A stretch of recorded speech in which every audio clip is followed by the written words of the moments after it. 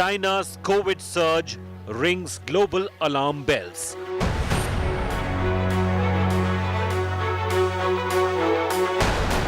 India steps up surveillance.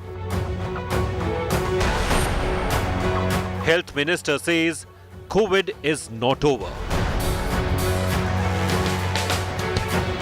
Boosters, lockdown and masks. India ready for Chinese spread? Big focus on Newstrack. Bodies piling up, hospitals overrun, medical supplies running out. This is what is happening across China right now.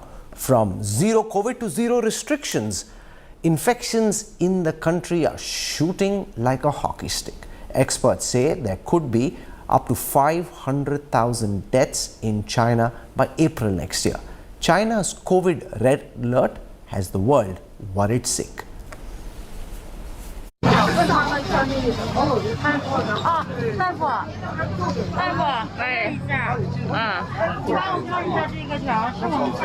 Hospitals completely overwhelmed, bodies piling up, medicines running out, total collapse of logistics and transportation sector.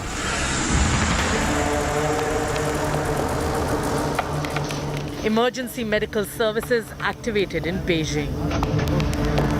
China continues to battle a surge in cases, and experts say the situation in the country is not surprising. The vaccination rates are very poor in China in terms of the number of vulnerable people vaccinated. Also, its own vaccines are not considered very effective. Also, China has refused to, in fact, use vaccines made in other countries. These are some of the problems. Right now, there are antivirals for this infection, which is actually running out in pharmacies. And that's the reason experts are saying that deaths are increasing, and deaths will only increase in days and weeks to come. You have a substantial fraction of the over 80 population in almost every province that is not vaccinated. In the rest of the population, you have a vaccine that has less effectiveness than some of the RNA vaccines that many other countries have used. And there is not widespread availability at all for antivirals such as Paxlovid. Experts say a new strategy seems to be gaining momentum in China's efforts to cope with the viral wave. Instead of focusing on flattening the curve, this strategy supports quickly infecting as many people as possible, which China believes can help it achieve herd immunity. The cost China will pay is high. The Institute of Health Metrics and Evaluation projects about 323,000 total COVID deaths in China by April 1st as a result of the shift in policy. Without social distancing mandates, the death toll could exceed 500,000. Worse than Hong Kong, where 10,000 died in the first months of the Omicron wave. Switching to the more effective mRNA vaccines and producing or acquiring Paxlovid to manage disease in the vulnerable populations should have been the strategy.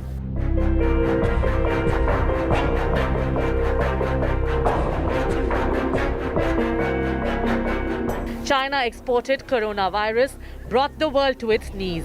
For 3 years, the country kept its deaths at a low by adopting the most stringent measures ever seen in the history of mankind. The abrupt lifting of restrictions without preparing for the worst is no better than the harsh zero COVID policy that the country followed in 3 years, inflicting terrible torture on its people.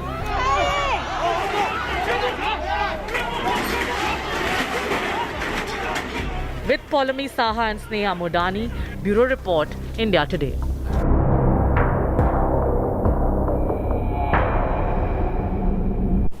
It's not just China. COVID cases are rising in the United States, Japan, South Korea, Brazil. India too is not taking any chances. Health Minister Mansukh Mandavia chaired a crucial COVID meeting today where it was decided to step up surveillance. The message from the Health Minister is clear: COVID is not over yet. And the big concern, will India witness another COVID surge?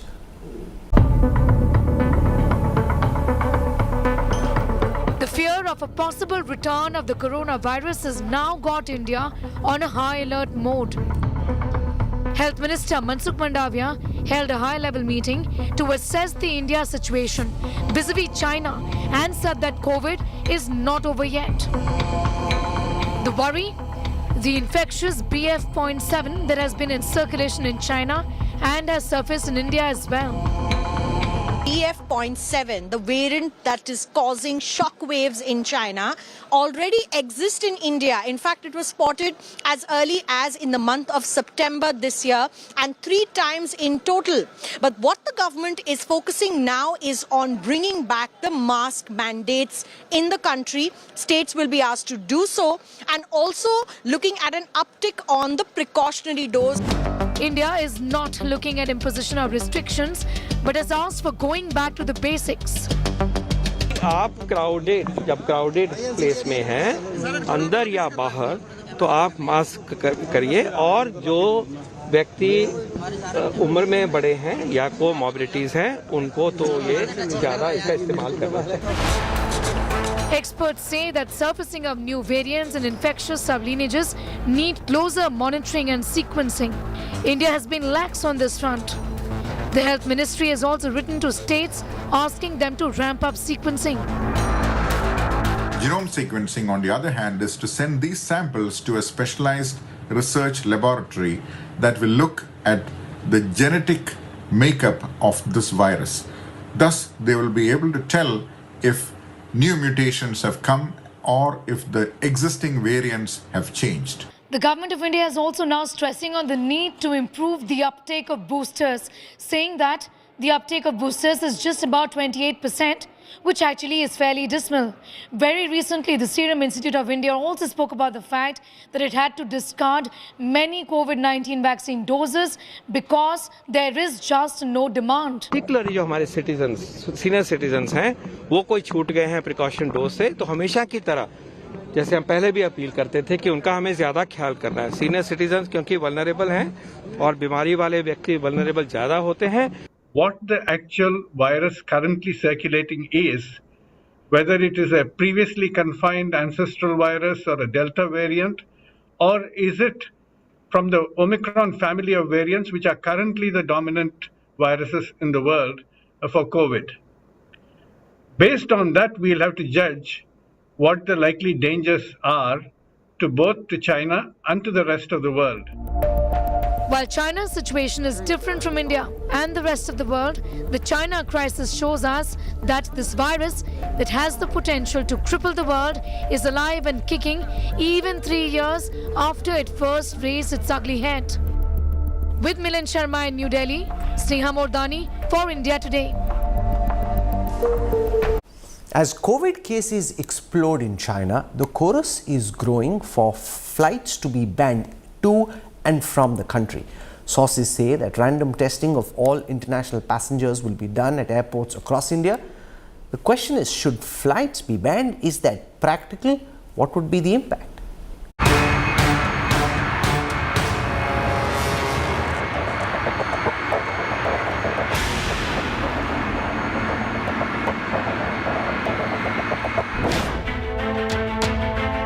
China's worst COVID nightmare once again threatens the world. A runaway rise in infections with over 1 million deaths predicted this year. Here in India, even as the government goes into a huddle to plan ahead for any possible impact, one of the first demands going up is for an immediate flight ban with China. इस परिस्थिति में मैंने ये मांग की है कि सबसे पहले हमको चीन से जो हवाई जहाज आ रहे हैं या चीन जा रहे हैं उनके ऊपर रोक लगानी चाहिए. India currently has no direct flights with China, but several flights with stopovers in Hong Kong and countries like Singapore, South Korea and Vietnam. For the moment, there's no change in China-specific flight guidelines. There is no decision with regard to any change in the aviation guidelines as of now. Traditional direct flights between the big cities of both countries have been off the table since the beginning of the pandemic in 2020. And while they've always been unlikely to resume anytime soon, China's knee-jerk cancellation of flight routes when even a single passenger tests positive, now the possibility of a total Indian ban could be looming. Before the current Chinese COVID crisis exploded, India and China had been in discussions to resume at least limited direct flights. But that seems a very far cry now. According to a survey done by community social media pollster Local Circle, 87% of Indians surveyed want a total shutdown of all flights, including non-direct flights between India and China. 71% want mandatory quarantine for all passengers who've been to China in the last 2 weeks. Given what India faced thanks to inbound passengers from China in the early days of the pandemic, the nervousness is writ large in large sections of the public wanting blanket bans on flights. The question is, could things reach a pass where the government changes its mind and stops all flights to and from China? Bureau Report, India Today. It really is that sinking feeling once again. Just when you thought that the COVID pandemic was behind us, restrictions being brought back and COVID spreading through China like wildfire, the concern that new variants could emerge from China which could potentially be dangerous and troubling for countries around the world, to get a sense of what's happening in China and what this means for you and me. We're joined on the broadcast at this time by Dr. Li Mengyang, PhD virologist, currently in the United States, but looking very carefully at everything that's happening in China. We've got Dr. Stanley Mark Perlman, microbiologist, coronavirus researcher. He's a professor of immunology. Dr. Shamika Ravi joins us. She looked very carefully at the health crisis in India, also from an economic perspective, not just public health. We've got Dr. Giridhar Babu, professor and head in the Public Health Foundation of India.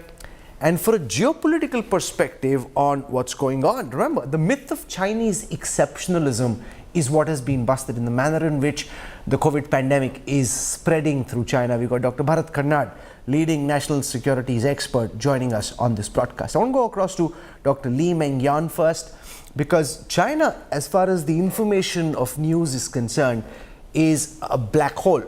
What we're seeing is images on social media of ICUs flooded, patients stacked in hospitals across different cities. Now, this happened in Italy, it happened in the United States, happened in London, several countries, including in India.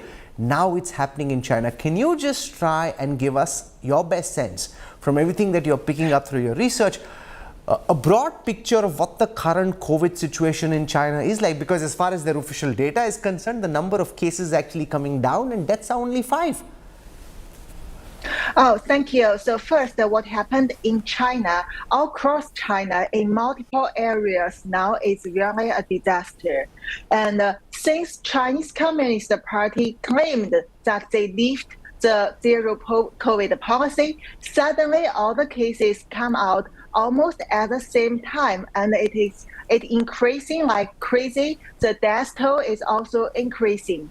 And however, this is not about the zero COVID policy at all, because zero COVID policy was never for protect human or public health. It was a pure political control from Chinese Communist Party to the people. So now the sudden coming of the outbreak is very suspicious.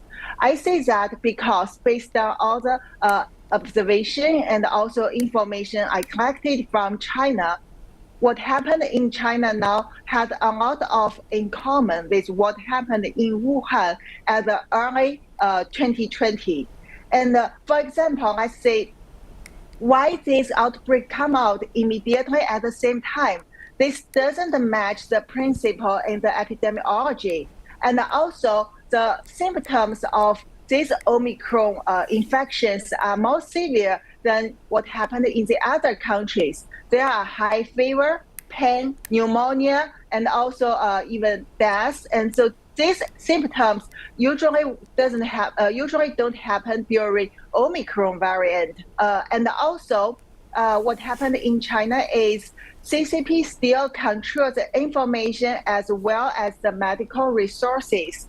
Not only because lack of drugs and manpower in the hospital, the government also controls the drug supply and don't give it to people. So people are struggling because they even don't have the basic drug to anti-fever. So the thing is really messed up, but you see Xi Jinping, he is very satisfied with the situation.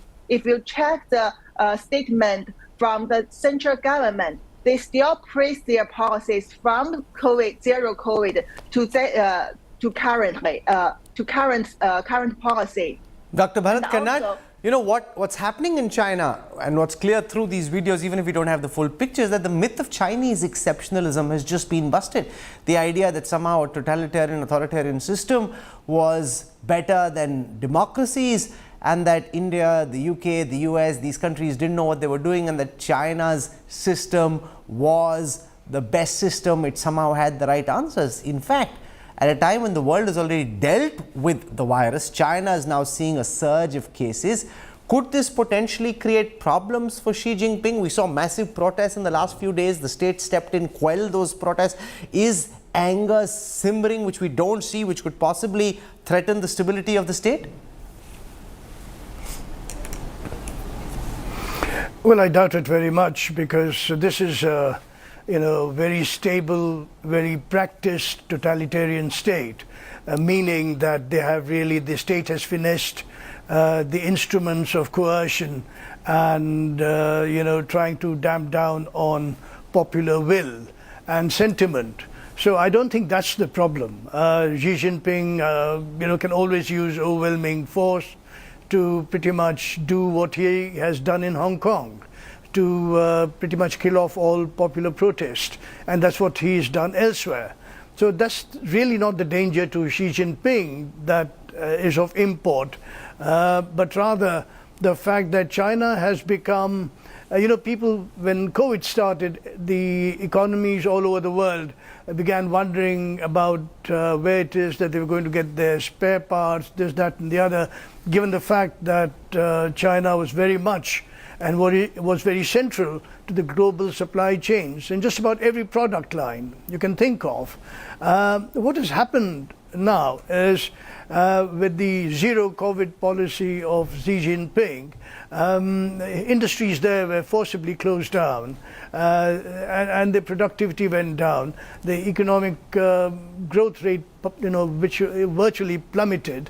And what you now have is the world having to adjust to India, to China not being a source of the components and the sort of base materials, etc., that they were used to. And they're now finding alternative sources from which to get these things. And so what you are seeing is a slow diminishing, actually, of China as a source, as shall we say, an unexpendable source of material components, etc., to the global supply chain. Now, once that happens, this aspect then, in a sense, converges with the geostrategic clash, as it were, of interests, not just between the US and China, but China and India, and China and other Asian states.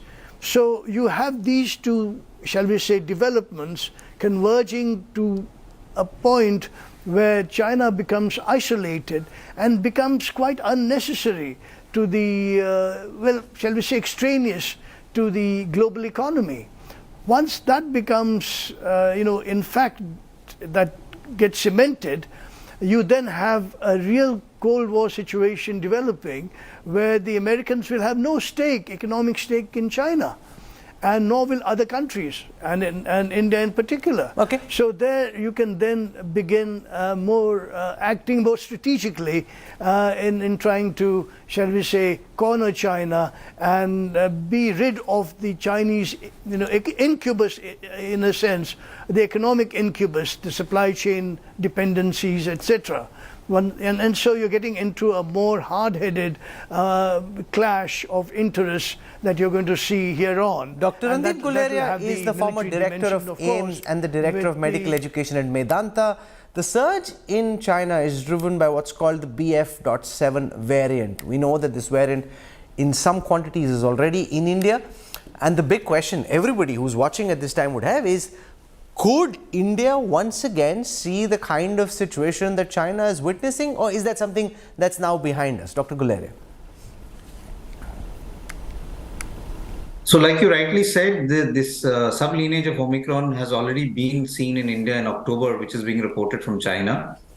The situation in China and India is quite different. In China, because of the zero COVID policy, there is a large number of people in China who are sort of naive or are not being exposed to the virus.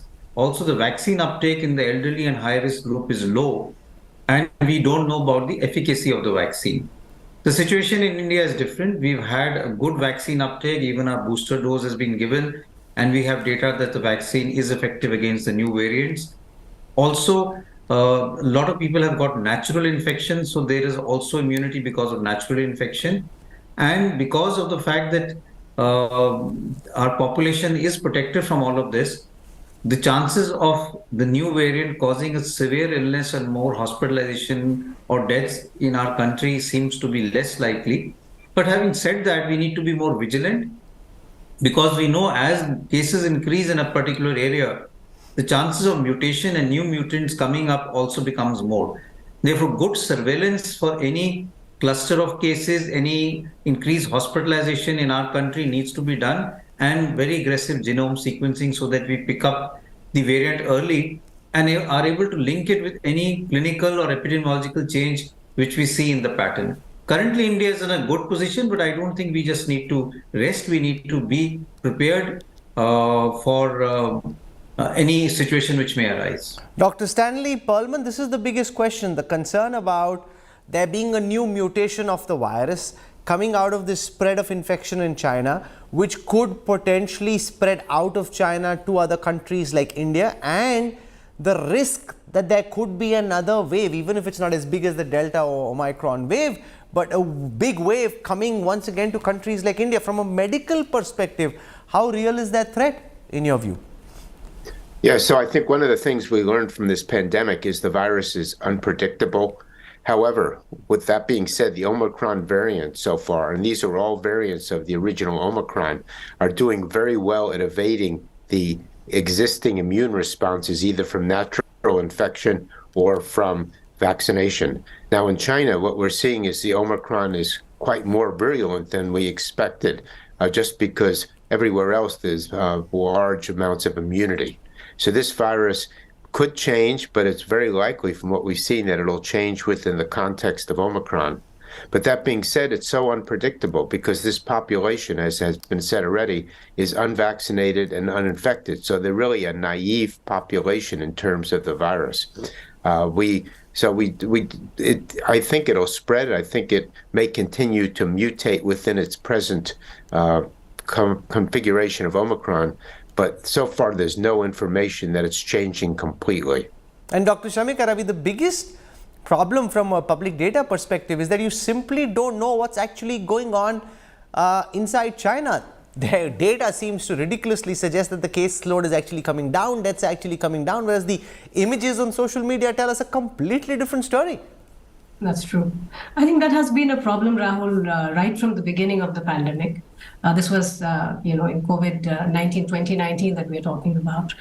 This is a long-standing problem, and I think we do need an early warning system. In fact, it is one of those things that some of us following the global pandemic and its economic impact have been pushing for. And I think the G20 becomes an important window through which we have to push for a global early warning, a red flag kind of a system. And data is central to that. So whether it is in terms of the new variant and the strain and what exactly does it mean in terms of just how infectious it is, what is likely to be, how severe is the infection, the mortality numbers, age-wise profiling, etc. The lack of data leads to an heightened uncertainty, and there is a reason that currently in China, both the consumer as well as the business confidence is crashing.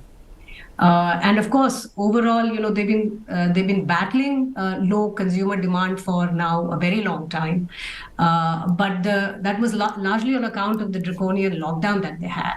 But over time, in the last few weeks, because of the pressure, we've seen a movement away from the zero COVID, which globally you could see markets respond to that, and there was general optimism.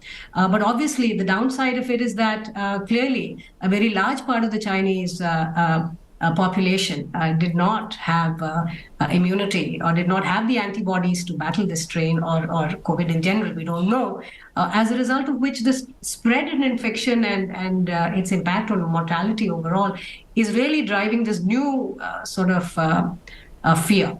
Dr. Giridhar Babu, if you were to look at the examples of countries like the United States, India, Europe and elsewhere, how long, in your estimate, will China's current COVID wave go on for? I'm reading estimates that more than 1 million people could potentially die. When is this likely to peak? By when is the infection likely to come under control in China? Because Xi Jinping and the state just seems to have decided that now let it fly, let the virus loose, and there's nothing we can do about it. Yeah, this is quite unfortunate the way China has landed itself in doing too little and too late while responding to the pandemic. Why I say too little is in the time that they implemented zero COVID strategy, which was proven elsewhere that it was not working, they could have ramped up the health infrastructure. They should have ensured at least giving booster doses for the elderly. That has not been done. And now they have let the virus to circulate among the masses without any checks, and they have stopped testing also asymptomatic persons. So the real tally of deaths or the symptomatic cases might also not be shared in the way we would expect, and that's the cause of concern, Rahul. But looking at the trajectory of how Omicron generally spreads, all its subvariants, in the next 4 to 6 weeks, the peak will happen in China and then subside. The worry is that in China, they have not witnessed earlier waves. Therefore, even though Omicron is not as fatal as people already are aware in other countries because they had multiple waves and they also have hybrid immunity, this is not the case in China. So therefore, people might be hospitalized more, deaths might be more. Will that give the opportunity for the virus to also change more is the question that we are watching out. And that's what we should be looking at. And that's the problem, Dr. Lee Mengyan. The fact that Xi Jinping has been guilty of confused messaging. Initially, the state said that this is the most dangerous thing in the world. They need to lock everything down. Nobody gets out. That's how we'll beat the virus. Now they're saying, let it fly. It's no big deal. You all will survive, or most of you will survive, and then we'll all recover. And therefore, there is just from, I have some friends in China, from what I hear from them, there's a lot of, misnomers, misinformation, suspicion, distrust, because people simply don't know what to believe. In India, the Prime Minister, the government, very consistent from day one in terms of their messaging, that this is dangerous, we need to deal with it. Everybody was, very aware of the challenges. Xi Jinping has completely swung from a yo-yo, like a yo-yo from, we all need to lock down, to let it fly. Yeah, because you should know that first, India is a democratic country and China is a tyrannic country. And also from the beginning, the virus and also virus control policy are all the tools for Xi Jinping to reinforce his ruling in China and also to achieve his goals overseas. So the thing is, what happened in China now, part of reason is because the chaos in the policy, and the other part of reason is because Xi Jinping needs to use this kind of outbreak to suppress the protests. You have heard about white paper protests before in China, but now when you see the outcome comes out, outbreaks come out, and there is no protest because people are all suffering from the disaster. So now we are very aware of something, and we are still collecting information that is only caused by the natural variant of Omicron, or it can be some other new variant come out from the lab, because we know the virus come out from China's Communist Party's lab, and also the People's Liberation Army are requested to take the dominant role in anti-COVID now. And also we need to think about how would this happen, because there is a large population in China, and during this kind of outbreak, the variant can generate a new variant. And another thing is the inefficiency of CCP's virus given to Chinese citizens. It's different to the vaccines you get. It's not mRNA, it is inactive vaccines, which could potentially give the antibody antibody-dependent enhancement. So there are a lot of things we need to know, and Xi Jinping refused to give any answer. By the way, in China now, they even don't give the pathogen test. So you really don't know what is happening now. You have to watch it.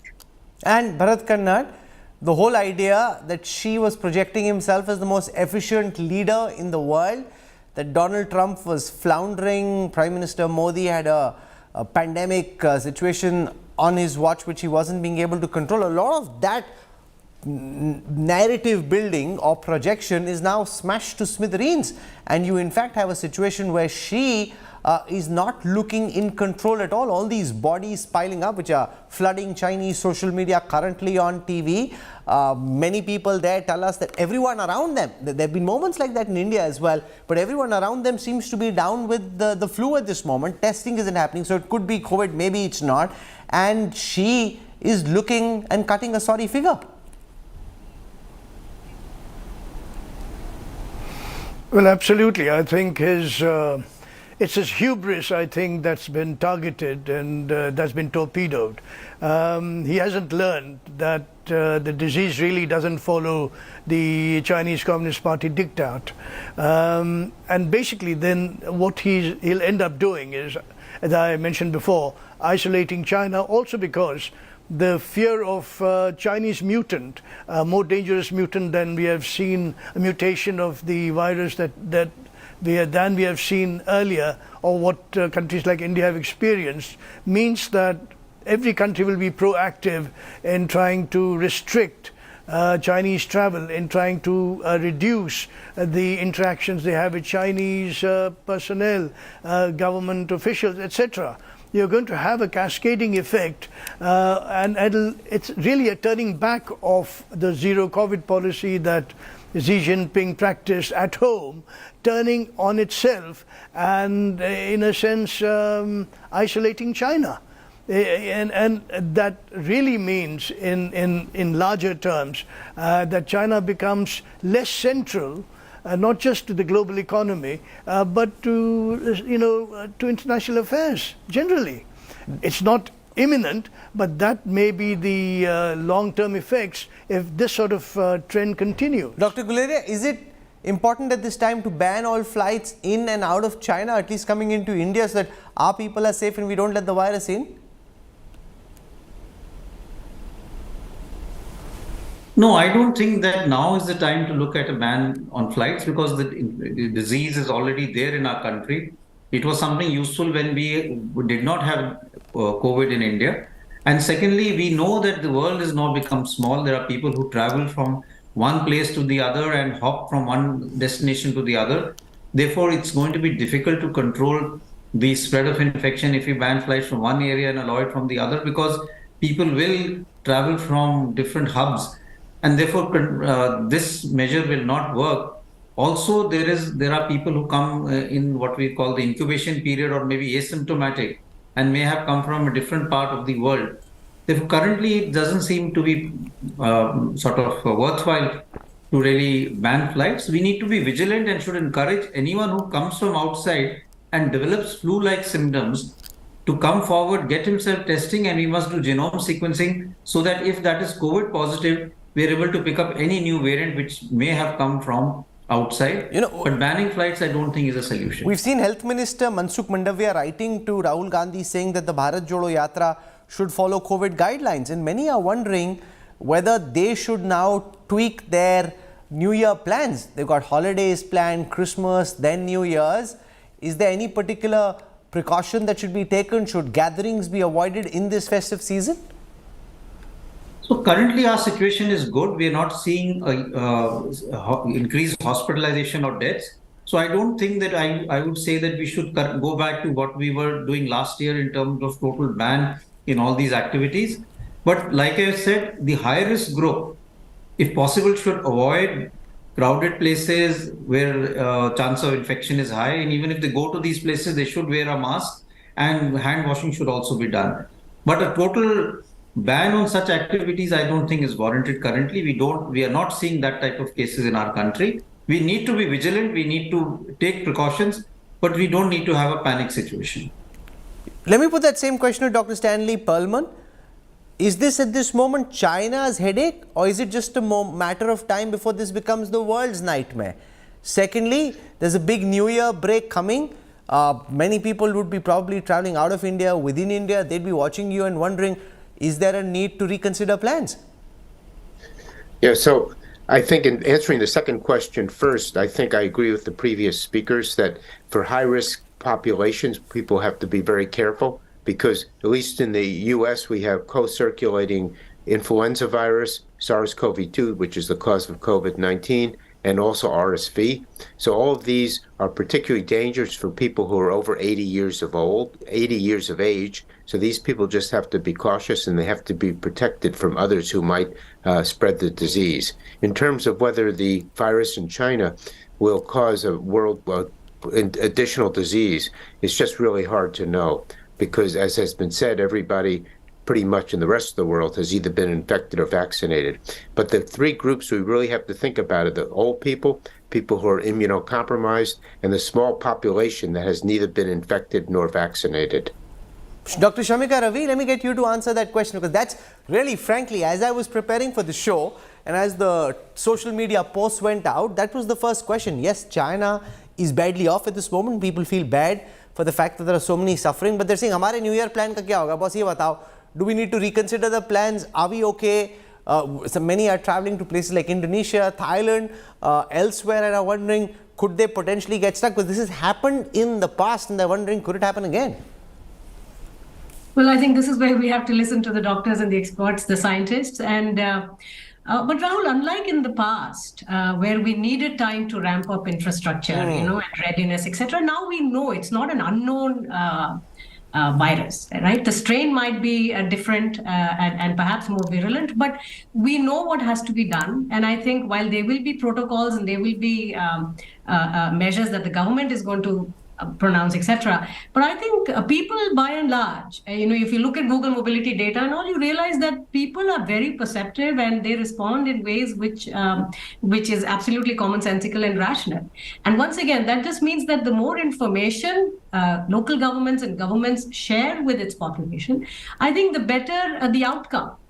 Just having more transparency around data, just having more discussions, sharing of information is just the best way to tackle a problem like this. Giridhar Babu, I want you to answer the question about what happens to the rest of the world. A, many countries more vaccinated and therefore more immune, and quite a few citizens have also had some variant of this virus and therefore not as untouched as the Chinese people are. But the possibility of mutations coming out of China spreading elsewhere, is this China's nightmare scenario, or could this be the world's headache in the new year? That's a great question, Rahul. The last time, in the beginning of the pandemic, when the rest of the world ignored China's initial outbreak, we had to pay a huge price of multiple waves thereafter.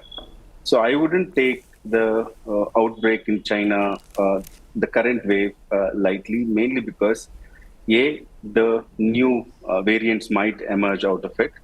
Two, we have got other issues that we need to take care. I'm extremely happy with the response in India. We are in a better position. That's a good place to be. But then if there is a new variant, then the wave will occur only among the elderly. And currently, if you see the booster dose or the precautionary dose coverage among the elderly is only 50%. And if you take all the adults, it's only 1 in 5 have the booster dose. So this is the time for us to not take things complacent, but make sure that the booster coverage is expanded. Surveillance is strengthened with genomic sequencing, which is already done by the government of India, and several state governments have started the work on it. And finally, as a globe, we need to get our act together. It's not China's problem alone. We need to strengthen surveillance in all parts of the world. We need to ensure vaccine availability in all parts of the world. I feel that's where India's leadership is also critical. Professor Shamika has already stated earlier, using G20 as an opportunity to build coalitions to ensure that many countries are thanking India for the sharing of the vaccines. But you can't do by one country for all the countries. So there should be a coalition which will take care of the inequities in health. No, but China is being very obdurate about asking other countries for help. India has a far more efficacious vaccine. America has good vaccines, so do many countries in Europe. Xi Jinping simply doesn't want anybody else's vaccine because he wants to show, even though the data says it's not true, that the Chinese vaccine is somehow better. Now, Bharat Karnad, before I conclude, from a national security perspective, oftentimes in history we've seen when an autocrat or dictator faces domestic turmoil, there is a national security diversion which is created. We've already seen in the Yangtze area of Arunachal Pradesh, the Chinese army confront the Indian army push back very hard. How probable is it that the Chinese army could potentially create some kind of a border confrontation to try and divert the mind of the Chinese people away from the troubles and the weaknesses of Xi's regime? Well, look, assuming she does that and creates a distraction, as it were, for the Chinese people, the fact of the casualties and the deaths and so on, and crematoria that are unable to accommodate the traffic that's going through them, is going to, it's not going to succeed, this policy of distraction. And having a border clash with India, again, will merely reinforce the kind of tendencies I think that the Chinese government would like to avoid in the future, which is getting all the countries jointly and collectively to confront China.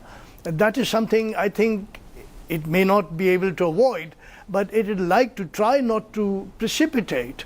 And I think that's what will happen if they have another, they want to create a distraction, if she wants to divert the Chinese people's attention from, from the disease to some border clash somewhere, which he cannot afford to have escalate into something big. And so, I don't think the Chinese people are that, shall we say, innocent or that pliable or gullible anymore. But the Chinese people is our secondary concern. Our first concern is, could he attempt that kind of a diversion? Could he create a confrontation with the Indian army to try and divert attention of the Chinese people from his troubles? Yeah. Okay, so I'm out of time. I really doubt it. This is a story. Because I think the costs in the cost-benefit analysis, it won't. Okay, this is a story we'll track very carefully. Given the sheer size and scale of China, China's problems are the world's headache. And the president has been in denial, his state has been in denial. Now the reality of COVID confronts them, and the idea of Chinese exceptionalism completely blown apart to bits. We're slipping into a break. I'm thanking all my guests, Professor Shamika Ravi, Dr. Giridhar Babu, Dr. Lee Meng-Yan, Dr. Stanley Mark Perlman, Bharat Karnad, Randeep Guleria. Thank you very much for joining us and sharing a very sharp insights into the problem that we face as we head towards the new year. Coming up on the other side, drug versus chappal challenge in the state of war in Telangana. BJP dares the Chief Minister's son to take a drug test. Details coming up on the other side.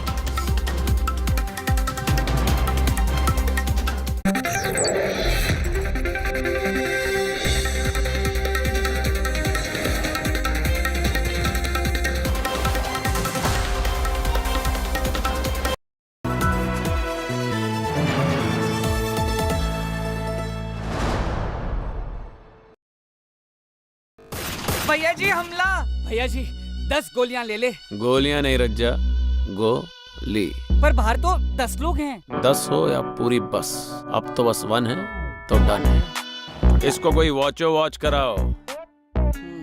जब वॉचो में मिले ढेर सारे OTT apps एक ही plan में तो हर कोई बोलेगा वॉचो 1 है तो डन है। Watcho plan starting at just 42 rupees per month. आज ही सब्सक्राइब करें और पाएं सिलेक्ट प्लान्स पर 1 महीना complementary. Record smashing viewership. India Today's double engine had everyone hooked. We have the most accurate pollster with us. The only pollster picked it absolutely bang on. Top election team, on ground and in studio. Number 1 on counting day with Tata Play. And highest average concurrent users on YouTube.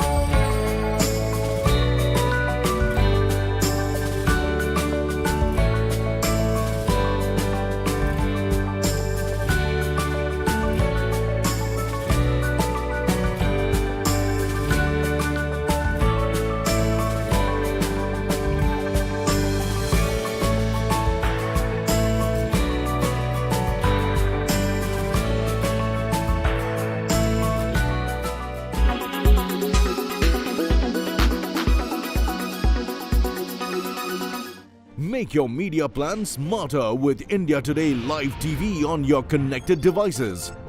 Amplify your brand with 100 million smart internet viewers. To advertise, mail us at sales@aajtak.com.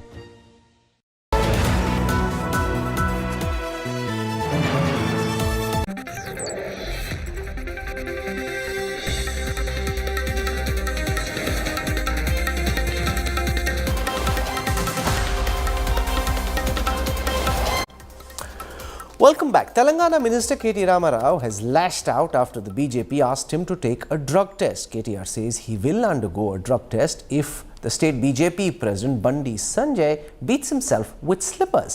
Take a look at this bizarre war of words. He is the sassy young face of Telangana's ruling party and son of the Chief Minister.